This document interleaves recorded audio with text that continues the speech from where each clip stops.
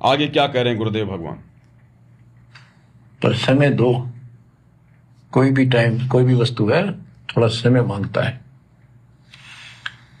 सतगुरु मिले तो इच्छा मेटे पद में पदे समाना, चल हंसा उस लोक पठाऊं जो आदि अमर स्थान। गीता अध्याय 18 श्लोक 62 में कहा कि अर्जुन, तू सर्वभाव से उस परमेश्वर की शरण में जा, उसकी कृपा से ही तू परम शांति को और सनातन परम धाम को प्राप्त होगा।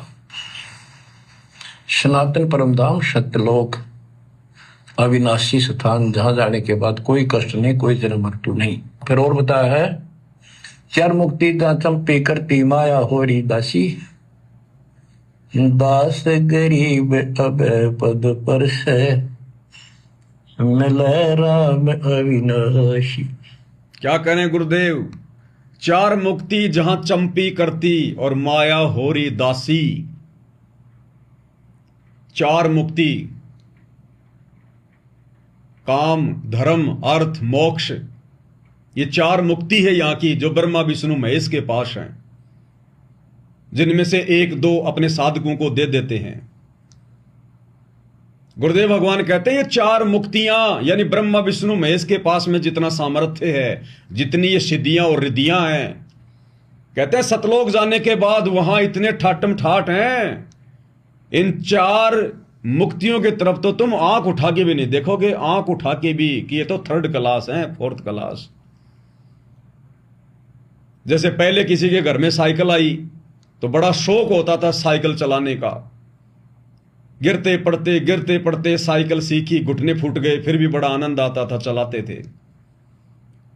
उसके बाद उस घर में मोटरसाइकिल आई तो साइकिल से धीरे धीरे शौक थोड़ा हो गया।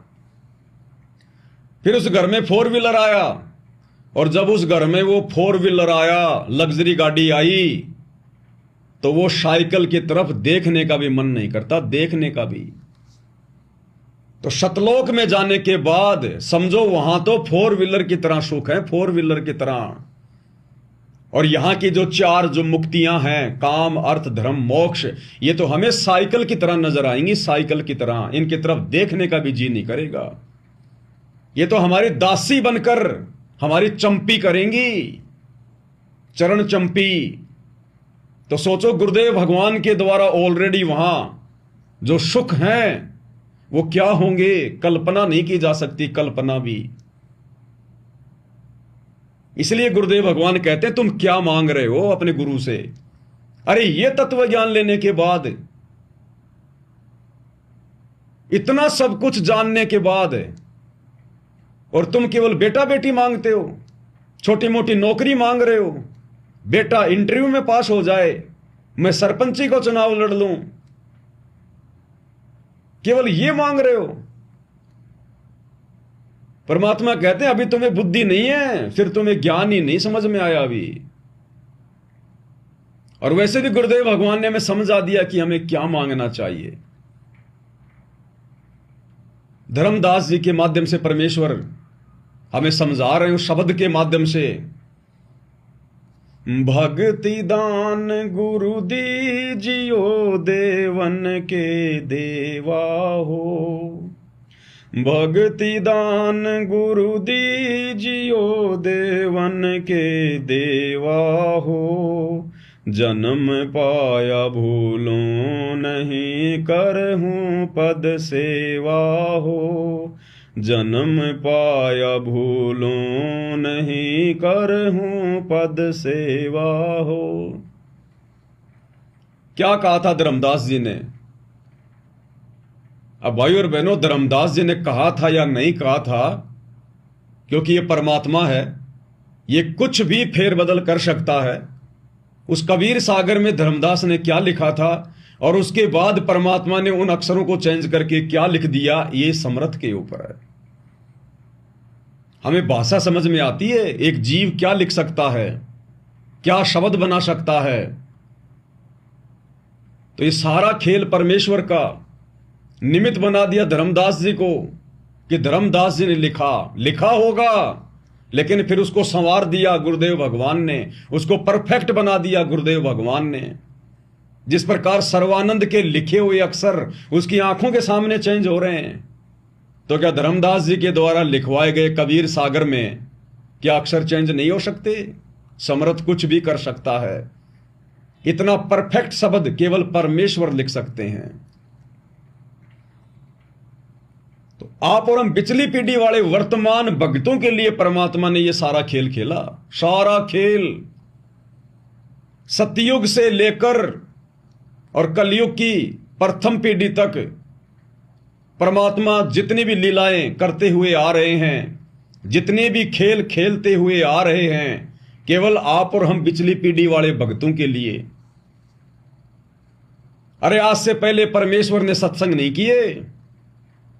गुरुदेव सत्संग बना रहे थे आप और हमारे लिए, उन घटनाओं को जन्म दिया, वो लीलाएं की आप और हमें सत्संग सुनाने के लिए।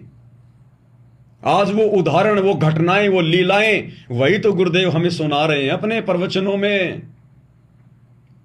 उस समय उनको क्या सुनाया होगा? सतयुग में क्या सत्संग सुनाए परमात्मा ने? त्रेता में कौन से सत्संग सुनाए? द्वापर में क्या सत्संग सुनाए गुरुदेव ने? आज सारी की सारी जो कथाएं, ये तो परमात्मा ने 500 साल के अंदर अंदर बनाई। मीराबाई की कथा, अर्जुन सर्जुन की कथा, गरीबदास जी की जीवनी, दादू जी की, नानक जी की, मलुकदास जी की, धर्मदास जी की, मीराबाई की, सर्वानंद की, पंडित रामानंद जी की, सिकंदर लोधी की, यही तो सारी कथाएं सुनाते हैं गुरुदेव। यही तो सत्संग है। तो आज से पहले गुरुदेव ने सत्संग नहीं किए, मात्र आंशिक जानकारी दिया करते थे। आंशिक जानकारी। गुरुदेव ने सत्संग बनाए, तैयार किए वर्तमान समय के लिए, आप और हम पिछली पीढ़ी वाली आत्माओं के लिए। तो आप और हम गुरुदेव भगवान के कितने प्रिय हैं, कितने प्यारे हैं, जिनके लिए 4 युगों से गुरुदेव भगवान भटक रहे हैं। आज हम गुरुदेव की जो लीला देख रहे हैं, जिस प्रकार से हिसार जेल में बैठे हैं और पिछले 30 वर्षों से गुरुदेव जो अकल्पनीय, अवर्णनीय संघर्ष कर रहे हैं, हम तो केवल वर्तमान का देख रहे हैं, 30 साल का, और पीछे जो 30 लाख साल बीत चुकी हैं, 30 लाख साल जो बीत चुकी हैं सतयुग से लेकर वर्तमान तक। सोचो उनमें गुरुदेव भगवान ने क्या क्या संघर्ष नहीं किए होंगे। सिर्फ वर्तमान समय में आप और हमारे लिए वो सत्संग तैयार किए गुरुदेव ने। तो क्या समझाना चाह रहे हैं शब्द के माध्यम से? क्या कहा धर्मदास जी ने कि भक्ति दान मोहि दीजियो देवन के देवा। देवन के देवा यानी आपसे बड़ा कोई देव नहीं, कोई भगवान नहीं, कोई इष्ट नहीं। देवों के देव महादेव, देवनपति देव। धर्मदास जी किसको कह रहे हैं? शंकर जी को नहीं कह रहे, अपने गुरु को कह रहे हैं, कबीर भगवान को कह रहे हैं कि भक्ति दान मोहि दीजियो देवन के देवा। अब यदि यही देवन के देवा हैं, देवनपति देव हैं, महादेव हैं, तो इनके अलावा फिर हम और किसको पूजें? दरबार में किसकी फोटो रखें? क्योंकि वही कबीर जी तो आज हमारे गुरुदेव भगवान के रूप में धरती पर प्रकट हैं। अरे हमें क्या पता कि ये रूप नहीं होगा 650 साल पहले। आप और हमने तो देखा नहीं अपनी आंखों से। यही सतगुरु रामपाल जी उस समय के अनुसार अपने चेहरे पर दाढ़ी और मूंछ लगाए हुए थे। आप और हमने देखा था क्या कि कोई और था? जब कह रहे हैं कि कबीर भगवान आए थे और आज वे स्वयं कबीर भगवान, तो यही थे ना। तो इनके अलावा हमने और किसी को देवों का देव नहीं मानना।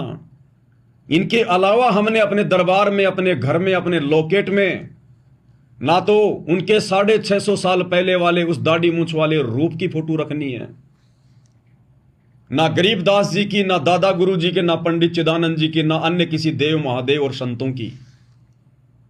हमने पतिव्रता पद पे आना पड़ेगा, अव्यभिचारिणी भक्ति करनी पड़ेगी, जिसके लिए गीता जी चीख चीख कर कह रही है। ये काल कह रहा है कि मैं भी अव्यभिचारिणी भक्ति से प्रसन्न होता हूं। अगर तुम मेरे ओम नाम का जाप करोगे और साथ में ब्रह्मा विष्णु महेश को भी पूजोगे तो मेरे महास्वर्ग में नहीं आ सकते। केवल ओम नाम का जाप और सुरती मेरे में, अन्य किसी की पूजा पाठ नहीं। ये काल भी उस अव्यभिचारिणी भक्ति से प्रसन्न होता है। तो सोचो ये देवों के देव महादेव सतगुरु रामपाल जी भगवान कैसे प्रसन्न होंगे। केवल गुरु ही इष्ट और दूसरा कोई नहीं। तो भक्ति दान मोहि दीजियो देवन के देवा, और जन्म पाया भूलूं नहीं कर हूं पद सेवा।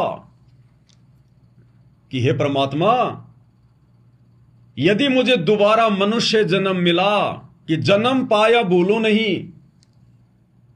अरे अगर धर्मदास ये शब्द लिख रहे होते तो उसको तो मनुष्य जन्म प्राप्त था, उसको तो वो भगवान भी प्राप्त था, वो भक्ति भी प्राप्त थी।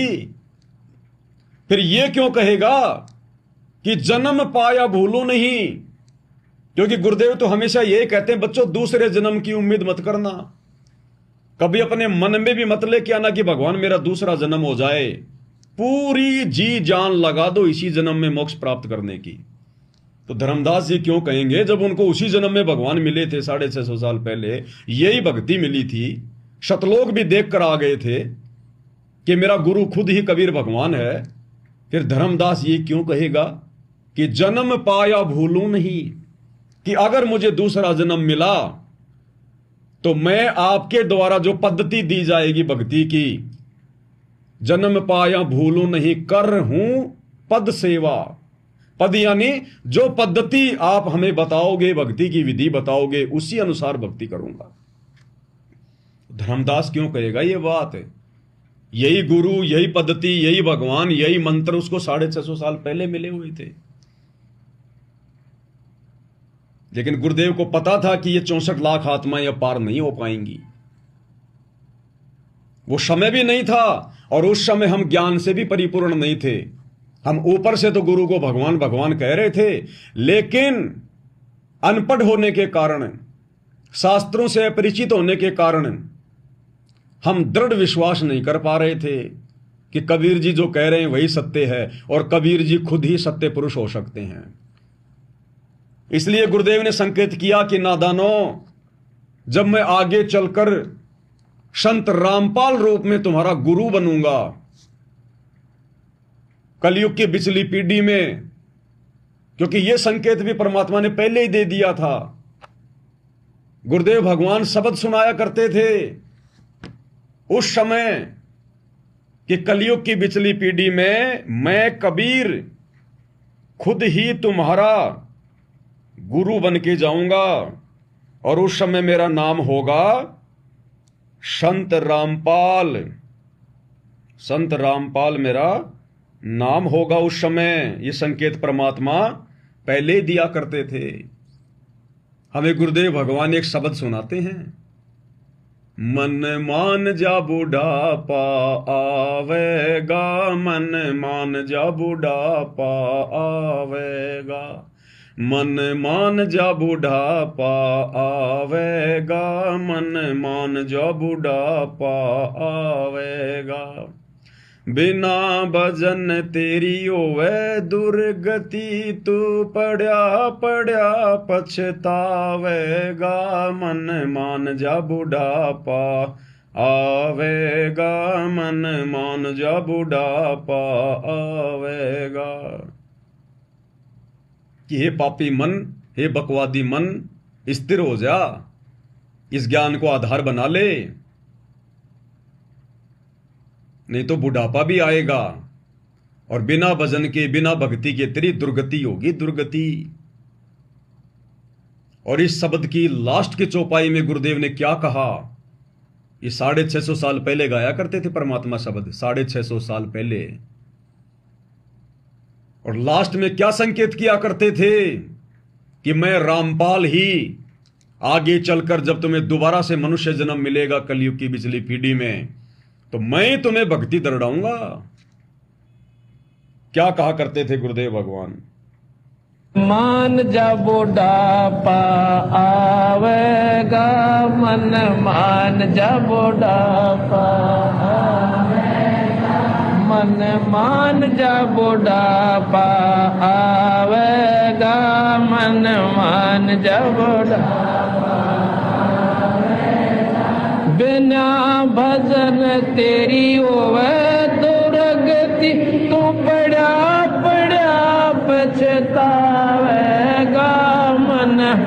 मान जा बुढ़ापा आवेगा, मन मान जा बिना भजन पड़ा पड़ा पछतावेगा, मन मान जा बुढ़ापा आवेगा, मन मान जा बुढ़ापा आवेगा। जल्दी ले ले नाम गुरु का, तुझे मनुष्य जन्म मिल जावेगा। जल्दी ले ले नाम गुरु का, तुझे मनुष्य जन्म मिल जावेगा। रामपाल तेरा सतगुरु आके फिर भक्ति दरड़ावेगा, मन मान जा बुढ़ापा आवेगा, मन मान जा बुढ़ापा आवेगा, मन मान। क्या कह रहे हैं गुरुदेव भगवान? 650 साल पहले कहा करते थे कबीर भगवान कि भाई जल्दी ले ले नाम गुरु का, तुझे मनुष्य जन्म मिल जाएगा। कि हे नादानो, मेरे को अपना गुरु धारण कर लो, और जो मंत्र मैं तुम्हें दे रहा हूं, परमात्मा कहा करते थे अगर तुम इनका जाप करोगे तुम्हारी बैटरी चार्ज होती रहेगी और तुम्हें मनुष्य जन्म मिलते रहेंगे उस कलयुग की पिछली पीढ़ी तक। जल्दी ले ले नाम गुरु का, तुझे मनुष्य जन्म मिल जाएगा। और क्या कहा करते थे फिर आगे चलकर? कौन आएगा? रामपाल तेरा सतगुरु आके फिर भक्ति दरड़ावेगा, मन मान जा बुढ़ापा आवेगा। कि फिर मैं रामपाल रूप में आऊंगा, कि रामपाल तेरा सतगुरु आके तन फिर भक्ति दरड़ावेगा। कि कलयुग की पिछली पीढ़ी में रामपाल रूप में जाऊंगा मैं, रामपाल नाम से जाऊंगा मैं, और तुझे फिर से भक्ति पर दृढ़ करूंगा, तुझे अपनी शरण में लूंगा। इसलिए तू वर्तमान में नाम ले ले ताकि तुझे मनुष्य जन्म मिलते रहें। तो भाई और बहनों, संकेतों में गुरुदेव ने हर चीज को खोल रखा, हर चीज को। कई लोग कहते हैं कि भाई वेदों में रामपाल जी का नाम कहां लिखा हुआ है? अरे वेदों को मारो गोली, वेदों का बाप सूक्ष्म वेद। गुरुदेव कहते हैं 4 वेद हैं सूक्ष्म वेद के पूता। जो 5वां वेद है सूक्ष्म वेद, 4 वेद तो उसके पुत्र हैं, उसके बेटे हैं, यानी उसके नीचे नीचे हैं। तो 4 वेदों के बाप सूक्ष्म वेद में 5वें वेद में लिखा हुआ मेरे भाई, 5वें वेद का जो रचयिता है उसने सब कुछ खोल के रखा हुआ भाई, सब कुछ। ये 4 वेद लिखने वाले और 5वें वेद सूक्ष्म वेद को लिखवाने वाले उस कबीर भगवान का शब्द है। तो जब लिखवाने वाले ने कह दिया कि रामपाल तेरा सतगुरु आके तन फिर भक्ति दरड़ावेगा, तो वेदों में लिखाओ और ना लिखाओ, हमें आवश्यकता नहीं है फिर उस चीज की। जो सतगुरु प्रेमी आत्माएं होती हैं, जिनका वापस सतलोक जाने का समय आ चुका है, वो आत्माएं अपने गुरु जी के इतने से वचन पर और इतना विश्वास कर लेंगे, इतना। ये संकेत ही मिलेंगे। हर चीज आपको लड्डू जलेबी की तरह सामने रखी हुई नहीं मिलेगी, क्योंकि हम जानवर नहीं हैं जो दिमाग नहीं लगा पाएंगे, चिंतन मनन नहीं कर पाएंगे। हम मनुष्य हैं। परमेश्वर ने हमें इतनी सद्बुद्धि बख्शी है, नहीं थी तो अपना तत्व ज्ञान दे दिया। अब किस बात की कमी? अब भी अगर कोई चिंतन मनन नहीं करेगा, निष्कर्ष नहीं निकालेगा, तो उसकी अपनी कमजोरी।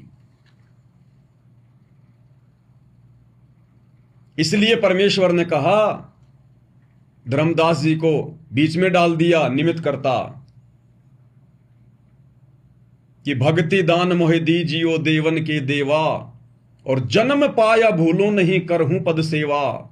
यानी 650 साल पहले हम आत्माओं ने एग्रीमेंट किया था कि हे गुरुदेव, यदि हमें अगला जन्म मिल गया, मनुष्य जन्म मिल गया, और यदि हम आपकी शरण में आ गए तो करहूं पद सेवा, जो पद्धति आप बताओगे, जो जो विधि आप भक्ति की बताओगे, हे परमात्मा, हम वैसे ही करेंगे और अपना मोक्ष करवाएंगे। तो आज वो समय आ चुका है। जो एग्रीमेंट हमने किया था, या यूं समझ लो धर्मदास जी ने किया था, तो क्या पता वो धर्मदास आप हैं, मैं हूं, कोई और है। ठप्पा तो किसी के लगा नहीं हुआ कि धर्मदास कौन है। तो हम सब ने अपने आप को धर्मदास ही समझकर, यानी उस परमेश्वर की वो आत्मा समझकर जिसने परमात्मा से 650 साल पहले कहा था कि जन्म पाया भूलूं नहीं, कर हूं पद सेवा हो, तो हमने सिर धड़की बाजी लगानी है। आज उस वचन को निभाना है, उस वायदे को पूरा करना है हमने।